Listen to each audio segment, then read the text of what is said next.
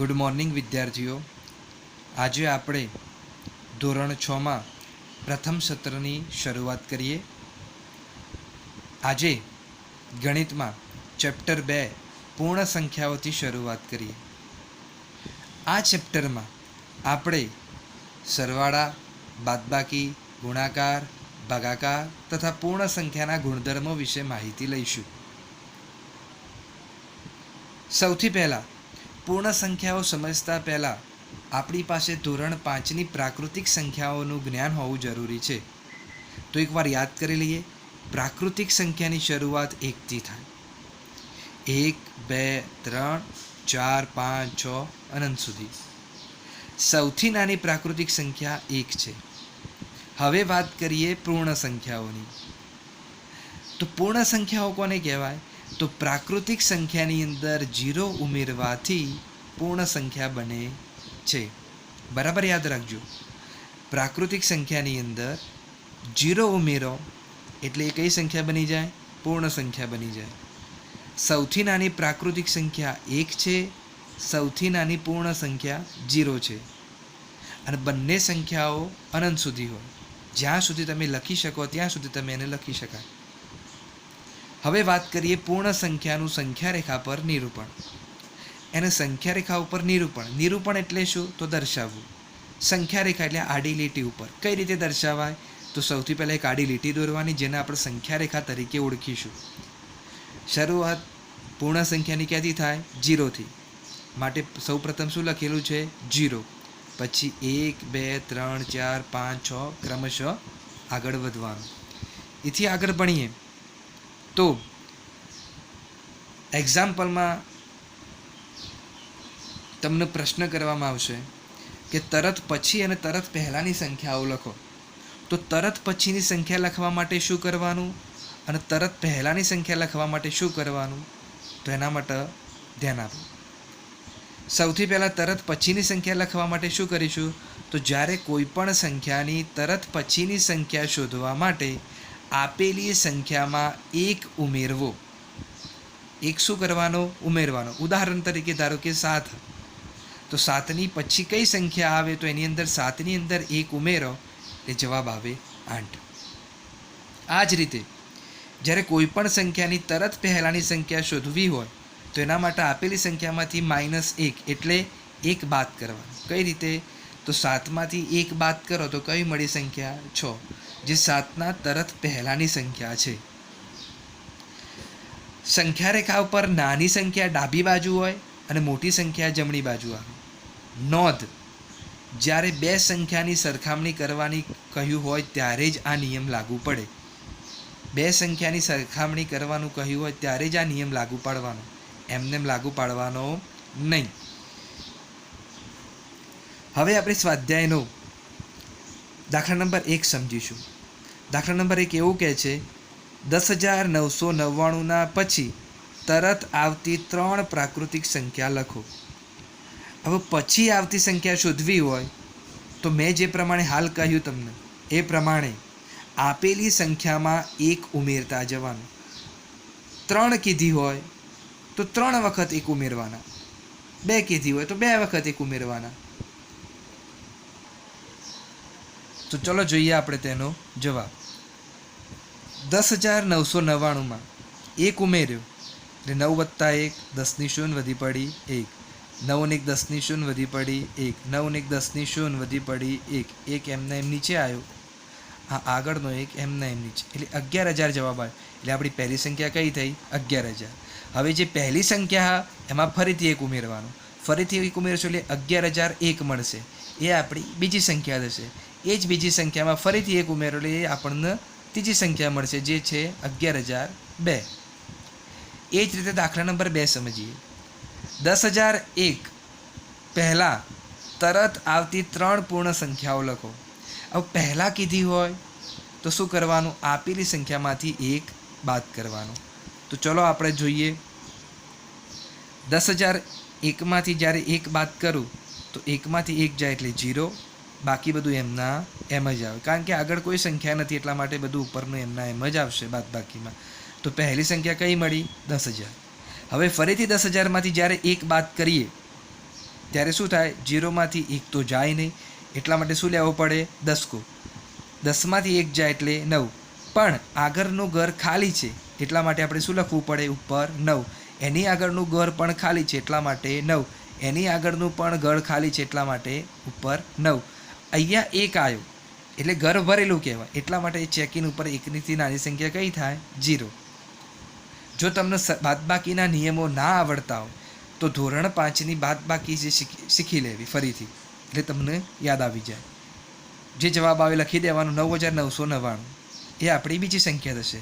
બીજી સંખ્યામાંથી ફરી તમે એક બાદ કરો એટલે તમને જે જવાબ મળશે શું હશે, આપણી ત્રીજી સંખ્યા. 9માંથી 1 જાય એટલે 8, 9 એમના એમ. ક્લિયર મિત્રો? દાખલા નંબર 3માં આપણે રકમ વાંચીએ તો સૌથી નાની પૂર્ણ સંખ્યા કઈ છે? તો સૌથી નાની પૂર્ણ સંખ્યા કઈ છે, 0. હમણાં જ જ્યારે ચેપ્ટર શરૂઆત કરી ત્યારે મેં તમને સમજાયું કે સૌથી નાની પૂર્ણ સંખ્યા કઈ છે, 0. સૌથી નાની પ્રાકૃતિક સંખ્યા કહેતો 1, પૂર્ણ કહેતો 0. હવે દાખલા નંબર 4, સંખ્યાઓ 32 અને 53 વચ્ચે આવતી પૂર્ણ સંખ્યાઓ જણાવો. 32 અને 53 આ બંને વચ્ચે આવતી સંખ્યા કીધી છે, એટલા માટે 32 અને 53ને લેવાના નહીં. 32 પછી કોણ આવે, 33, 34, 35, 36, 37, 38, 39, 39. એ જ રીતે છેક સુધી જવાનું. પછી 49, 50, 51, 52. 53ને લેવાના નહીં, કારણ કે 53ની વચ્ચેની કીધી છે. 32 અને 53ના વચ્ચેની કીધી છે, એટલે 32 અને 53 આવે નહીં. દાખલા નંબર 5 અને દાખલા નંબર 6 ઘરેથી ટ્રાય કરવાનું. જો ટ્રાય નહીં કરો તો નહીં આવડે, એટલા માટે ઘરેથી ટ્રાય કરવાનું. એમાં પણ તરત પછી તરત પહેલાંની સંખ્યાઓ શોધવાનું કહ્યું છે. હવે આપણે દાખલા નંબર 7 સમજીએ. કઈ સંખ્યા ડાબી બાજુ આવે ને કઈ સંખ્યા જમણી બાજુ આવે? વિદ્યાર્થીઓ, મેં તમને શરૂઆતમાં જ કહ્યું હતું, જે નાની સંખ્યા હોય ડાબી બાજુ આવશે, જે મોટી સંખ્યા છે જમણી બાજુ આવશે. પણ આગળ એક બીજી સૂચના પણ કીધી છે, ચિહ્ન મૂકો. આ બંને ચિહ્નને યાદ રાખવાની એક સરળ રીત છે. કઈ રીત છે? પહેલાં વંચાય કઈ રીતે? આને લેસ ધેન વંચાય અને ગ્રેટર ધેન વંચાય. આને લેસ ધેન કઈ રીતે યાદ રાખવાનું? કારણ કે આ લ જેવું છે એટલા માટે લેસ ધેન, આ ગ જેવું છે એટલા માટે ગ્રેટર ધેન, જેથી કરીને તમને સરળતાથી ઝડપથી યાદ રહેશે. સૌથી પહેલી રકમ 530 અને 503. આ બંનેમાં નાની સંખ્યા કઈ અને મોટી સંખ્યા કઈ? તો જુઓ, જે નાની સંખ્યા હોય એ બાજુ આ પોખું બંધ રાખવાનું, મોટી સંખ્યા બાજુ પોખું ખુલ્લું રાખવાનું. એટલા માટે 530 મોટા, 503 નાના. 503 નાના એટલે ડાબી બાજુ, 530 મોટા એટલે જમણી બાજુ આવશે. બી તમારે ઘરે જાતે ટ્રાય કરવાનું. હવે આપણે ભણીશું સી વિશે. સીમાં સંખ્યા લખી છે 98,765, 56,789. 98,765 મોટા કહેવાય, 56,789 નાના કહેવાય. એટલા માટે ખુલ્લું પાકું મોટી સંખ્યા બાજુ, બંધ પાકું નાની સંખ્યા બાજુ આવશે. અને જે પ્રમાણે શીખવાડ્યું એ પ્રમાણે નાની સંખ્યા ડાબી બાજુ આવે અને મોટી સંખ્યા જમણી બાજુ આવે. હવે ડીમાં સંખ્યાઓ ઘણી મોટી આપી છે. જો વાંચતા તકલીફ પડતી હોય તો મારી જેમ પાછળથી ગણવાનું. એકમ, દશક, 100, 1000, 10,000, લાખ, 10 લાખ. વંચાય કઈ રીતે? 98,30,415. એ જ રીતે આપણે આ સંખ્યાને પણ ગણીએ. એકમ, દશક, 100, 1000, 10,000, લાખ, 10 લાખ, કરોડ. 1,23,001. વાંચતા આવડી ગયું? કઈ રીતે વાંચવાનું? હવે આપણે જોઈએ, આ 1 કરોડ છે, આ 98 લાખ છે. એટલા માટે 1 કરોડ મોટા કહેવાય, 98 લાખ નાના કહેવાય. એટલે જે પાકું ખુલ્લું છે એ મોટી સંખ્યા બાજુ, બંધ પાકું નાની સંખ્યા બાજુ. એટલે નાની સંખ્યા ડાબી બાજુ આવે, મોટી સંખ્યા જમણી બાજુ આવે. હવે આપણે વાત કરીએ દાખલા નંબર 8, જે આ સ્વાધ્યાયનો છેલ્લો દાખલો છે. વાક્ય ખરું છે કે ખોટું તે જણાવો. સૌથી પહેલાં વાત કરીએ, 0 એ સૌથી નાની પ્રાકૃતિક સંખ્યા છે. તો ખોટું. 0 એ સૌથી કઈ સંખ્યા છે? પ્રાકૃતિક નહીં, પૂર્ણ સંખ્યા છે. બી, 400 એ સંખ્યા 399ના પહેલાં આવતી સંખ્યા છે. તો ખોટું. 399ના પહેલાં કઈ આવે? 398 આવે. 400 તો 399ના પછીની સંખ્યા છે. સી, शून्य સૌથી નાની પૂર્ણ સંખ્યા છે તો સાચું. શૂન્ય કેવી છે? સૌથી નાની પૂર્ણ સંખ્યા. ડી 600 એ સંખ્યા 599ના પછી આવતી સંખ્યા છે તો સાચું. 599ના પછી કઈ સંખ્યા આવે? 600 આવે. જો ખબર ના પડતી હોય તો 599 વત્તા 1 કરો એટલે જવાબ આવશે 600. દરેક પ્રાકૃતિક સંખ્યા પૂર્ણ સંખ્યા છે સાચું. કારણ કે દરેક પ્રાકૃતિક સંખ્યા એ પૂર્ણ સંખ્યા કેમ છે? કારણ કે દરેક પ્રાકૃતિક સંખ્યા પૂર્ણ સંખ્યાની અંદર સમાઈ જાય એટલા માટે દરેક પ્રાકૃતિક સંખ્યા કઈ સંખ્યા કહેવાય? પૂર્ણ. દરેક પૂર્ણ સંખ્યા પ્રાકૃતિક સંખ્યા છે તો ખોટું. કેમ? કારણ કે દરેક પૂર્ણ સંખ્યા પ્રાકૃતિક સંખ્યામાં સમાતી નથી. કારણ કે પ્રાકૃતિક સંખ્યાની શરૂઆત 1થી થાય, પૂર્ણ સંખ્યાની શરૂઆત 0થી થાય. માટે પ્રાકૃતિક સંખ્યામાં 0 આવતો નથી એટલા માટે દરેક પૂર્ણ સંખ્યા પ્રાકૃતિક સંખ્યા કહેવાય નહીં.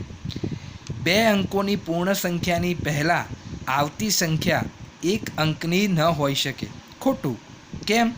કારણ કે 10 એ 2 અંકની સંખ્યા છે. એમાંથી 1 બાદ કરે તરત પહેલાંની સંખ્યા મળે જે જવાબ આવે 9 તો એ 1 અંકની છે એટલે માટે આપણે એવું કહી શકીએ નહીં. એટલા માટે શું કહેવાય?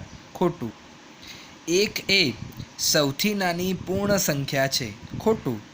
સૌથી નાની પૂર્ણ સંખ્યા કઈ છે? 0. એટલા માટે આવે ને 1 તો એ સૌથી નાની પ્રાકૃતિક સંખ્યા છે. પ્રાકૃતિક સંખ્યા 1ની પહેલાં આવતી કોઈ સંખ્યા નથી. સાચું. કારણ કે 1ની પહેલાં કોઈ સંખ્યા નથી આવતી. પૂર્ણ સંખ્યા 1ની પાસે તેની પહેલાં આવતી કોઈ સંખ્યા નથી. ખોટું.